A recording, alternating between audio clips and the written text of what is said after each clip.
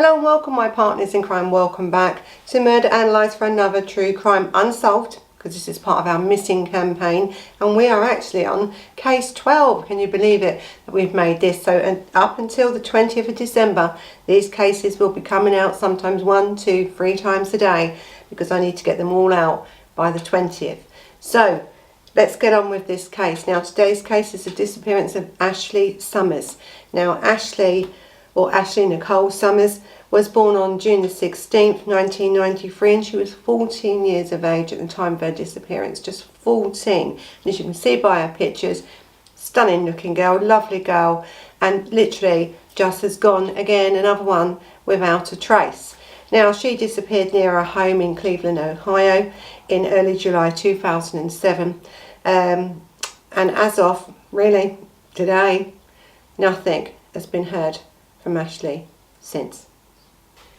So with little Ashley, now she went missing around 6 p.m. It is fault, okay? This isn't precise because I don't think really anyone knows the precise time, or I know it was around the 4th of July time when she was last seen, but whether she disappeared on that night or a couple of days in between that, it's really difficult to know actually, and that will sort of come out more down the line in this case. But anyway, around 6 p.m. on the 4th of July 2007 she was last seen in the area of 96th Street of Madison Avenue. Now earlier that day she had gone to a pool party of which she was the only guest. Okay, anyway, you know, it happens I suppose, but it was a pool party and she was the only guest. After spending a few hours swimming in this pool, she decided to visit her aunt Christine, who lived within 10 minutes walking distance away from this pool party where she had been, but she never arrived. So really, I mean, that's not unusual in this case for this girl to not be seen by her aunt, but she actually told the people, or the person at the pool party, because she was the only guest there, that she was then going to see her aunt, and that's when she didn't turn up.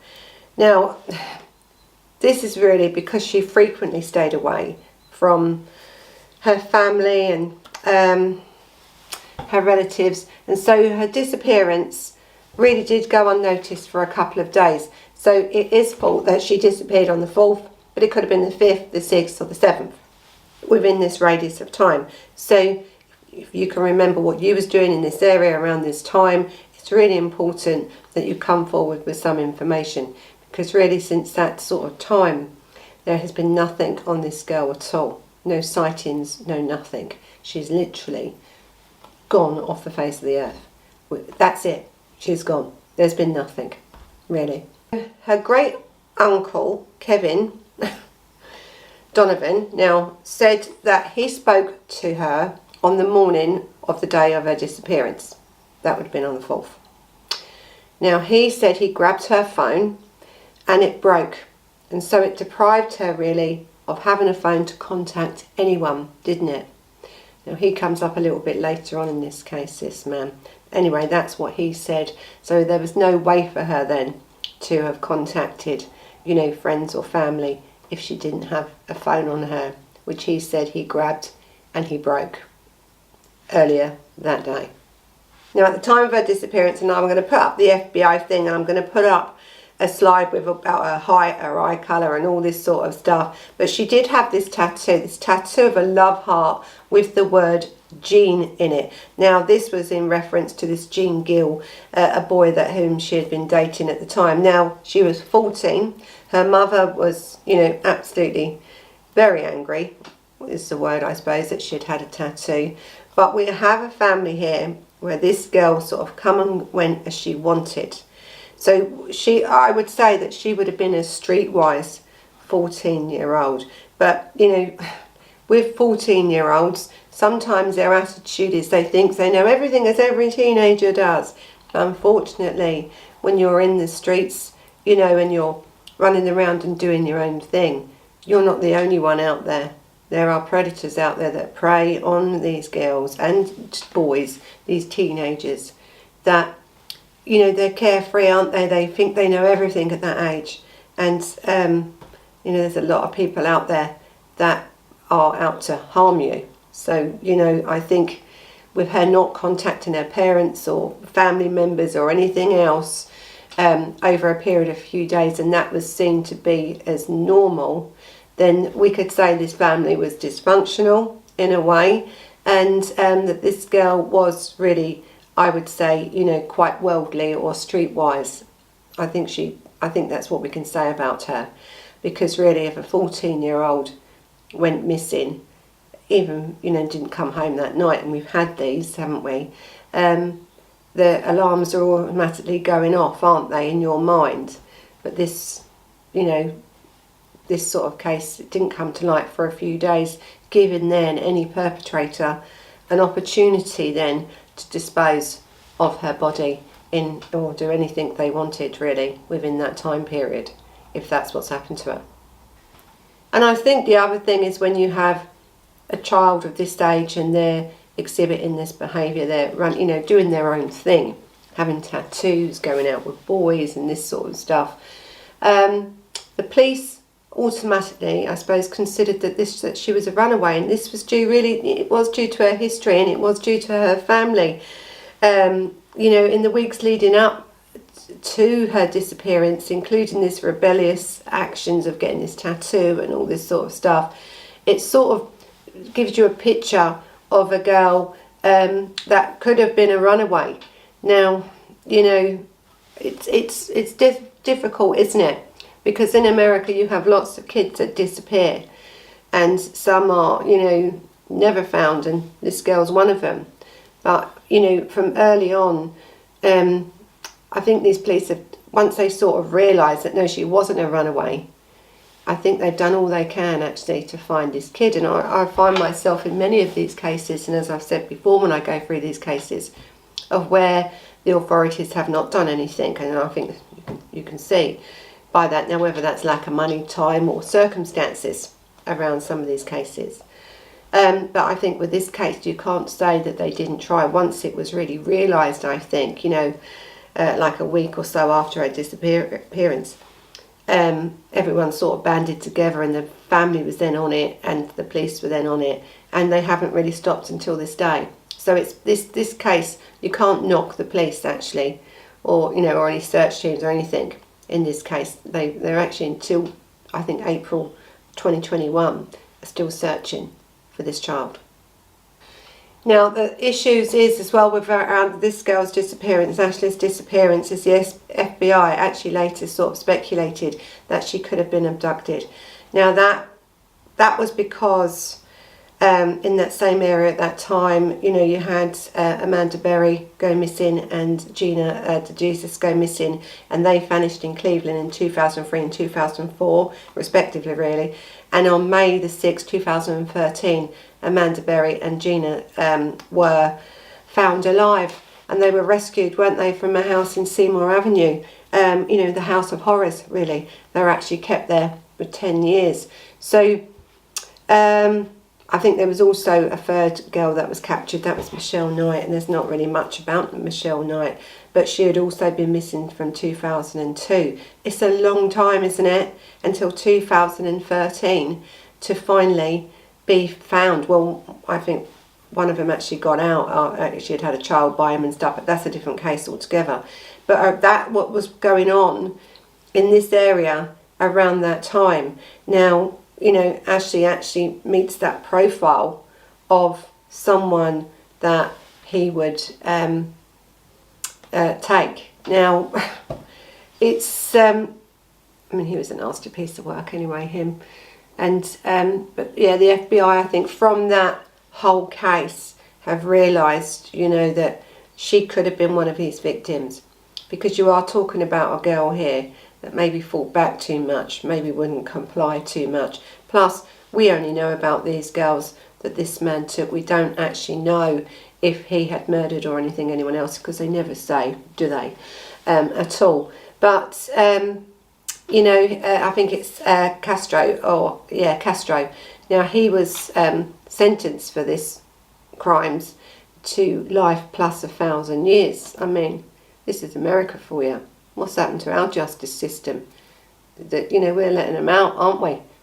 This man kidnaps these girls, keeps them for 10 years, fathers a child with one of them. I think he pleaded guilty to, I think, 937 counts of kidnapping and rape. Now, I think he was found dead actually in his prison cell from suicide on May the 3rd, 2013. So he was questioned a lot and through the trial, but he would never give up anything. So whether Ashley was one of his victims, we don't know. Plus, we don't know if there's other victims in relation to this man. I would probably say there are. And you know, that's sort of maybe why she's also never been found. But anyway, on June the 6th, 2013, family and friends of Ashley Summers celebrated her 30th birthday by passing out flyers and releasing balloons and stuff like that. It's, you know, because I think when you have a child go missing at 14, who was such a lively child, right? You know, she was a beautiful girl, lively, very nice girl. Yeah, a bit rebellious, but what 14-year-old isn't really, when you think of it like that? And she's just gone. She's just disappeared. Anyway, on November the 7th, 2018, police and the FBI visited, I think it's Holden Avenue, a location actually that Summer was known to visit. Authorities looked behind the homes in this avenue and they uncovered new information on the possible times and location at which Summer had actually, or Summers had actually, or might have been spotted before her disappearance. Because as I said, we don't know what day exactly she went missing. Because remember, the uncle broke the phone, and so she didn't have any contact. No one could contact her at all, and she wasn't really one for coming home. So anyway, reported sightings in August 2007, 1 month after Ashley Summers went missing. The family received a call from a girl believed to be Summer herself, telling them not to worry, that she'd be home safe. You know, that we have a lot of people when they are kidnapped, and the kidnappers try to give themselves more time. These perpetrators, sometimes, you know, this is what happens, but it could have been her. It could have been her. We don't know. But this girl had no money, no phone. She was 14. She wasn't educated. She couldn't, you know, where are you going to go? Who are you going to go with? What's happened to this girl? There's many, but do I believe that was her? Probably not. Probably not. I don't. So in early 2015, there were rumours that Summers had been spotted at an ATM in Rhode Island. Again, all this was checked out, and these rumours were dismissed about a year later because the FBI and everyone had looked at the CCTV footage from this ATM, and it wasn't her at all. So there had actually been no credible sightings of her since that time when she went missing. I think, now these are about, we have to say this, I think we have to bring this into it. So on the 4th of December 2018, Kevin Donovan, the uncle that took the phone from her that morning before she went to the pool party and everything else, was charged with rape, but had not been named as a suspect in Ashley Summers' disappearance. So on February the 25th, 2020, he was a 55-year-old man, was sentenced to 35 years in prison on the charges of rape and prostitution. Today, Ashley's uncle was sentenced to 35 years in prison for rape and gross sexual misconduct of several minors. Police, though, have never named him a suspect in Ashley's disappearance. News 5's Amanda Van Allen joins us now live from the newsroom with more on this case. Danita, Rob, Kevin Donathan will likely spend the rest of his life behind bars. The 55-year-old admits to molesting and raping children. Some of his victims, family members, and others were young friends of the family. The judge said this all happened over the span of 25 years. He admitted to raping and coaxing young girls into sex for money and gifts. The Tier 3 sex offender apologized. I'd like to apologize to the victims and the families for what I did. He taught them from a young age that what he was doing was okay, even though it definitely was not okay. Donathan's niece, Ashley Summers, has been missing for over a decade, but police have never said he was a suspect in her disappearance. News 5 confirms the FBI did search his home in relation to Ashley's case last year, but he hasn't ever been officially linked to the case. Now, you know, did he have anything to do with it? Don't know. Could he have had anything to do with it? More than likely. You know, you don't just all of a sudden, do you, start doing that sort of behaviour at all, really. So I think, you know, there is no evidence, though, to say, he's already said, hasn't he, I took her phone, I broke her phone. That doesn't mean to say he's killed her or done anything with her. But, you know, his personality is this sort of predator. And I don't think we can, I don't even think the FBI has dismissed him, really. But there's just no evidence here at all. There's just nothing at all. Anyway, Cleveland, this was in Cleveland. FBI dug up land in Cleveland on, I think this was 2018, I think. Or is this a 2021? But they kept digging. They're still digging today. I think it was April 2021.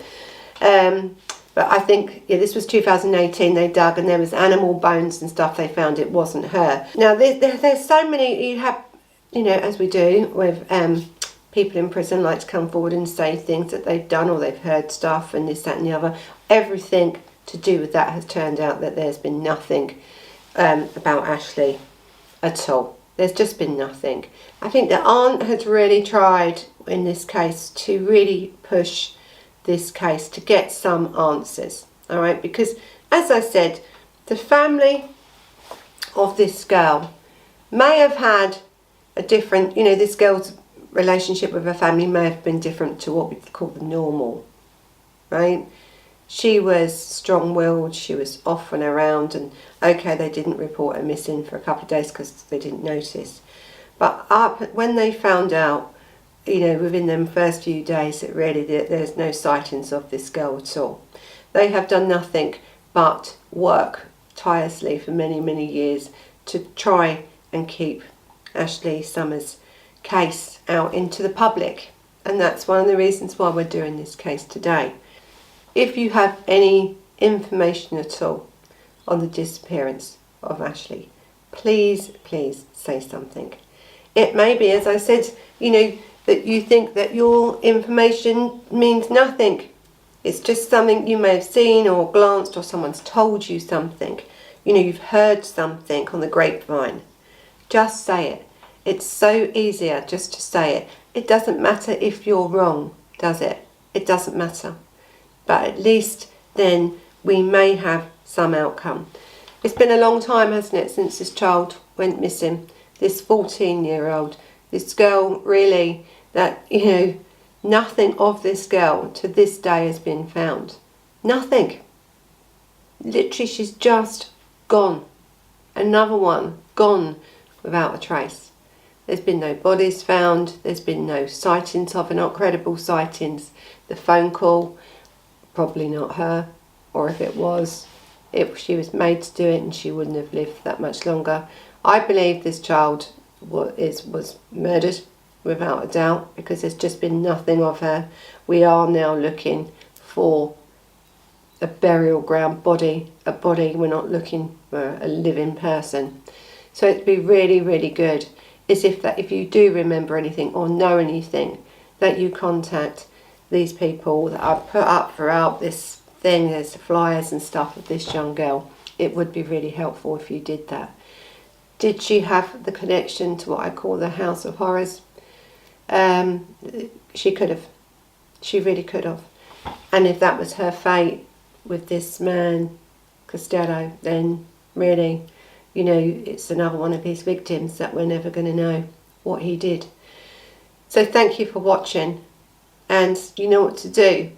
Thumbs up if you found this case interesting. You can follow me on Instagram. You can follow me on Facebook, where I put a lot of clips and stuff up. You can contact me by all the details of contact. You can leave comments.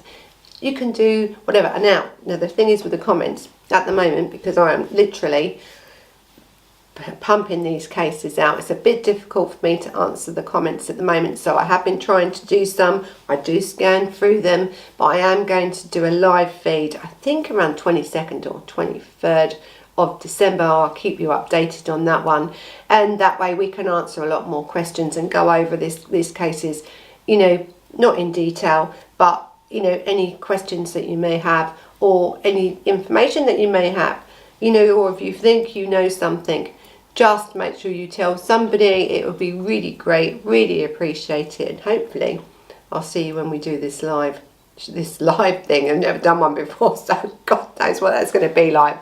But anyway, thank you for watching. Until the next time, bye bye.